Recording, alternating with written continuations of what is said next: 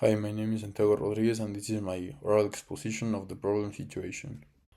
So for the introduction, this problem develops a regression model to predict used Camaro prices using data from 31 vehicles.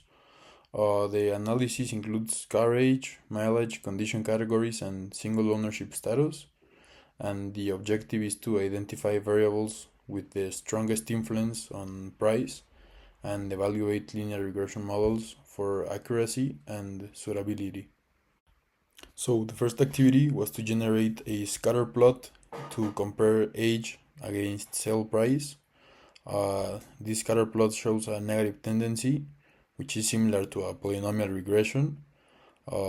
This negative tendency can be explained by the idea that cars, well, as they get older, their value decreases. And for this model, it wouldn't be appropriate to use a linear model.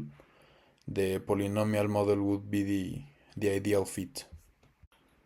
The second activity was to generate a scatter plot again, but now comparing mileage against sale price, and we obtained similar results. In this scatter plot, also the tendency seems negative because between more mileage a car has, their price it decreases, and it also wouldn't be appropriate to use a linear model because a polynomial model gives us a better fit with the r squared value obtained. Then for the third activity we had to do a multiple regression using age and mileage only, and we obtained this model for which y is the price of the car in pesos, x1 is the age of the car in years, and x2 is the mileage of the car in miles.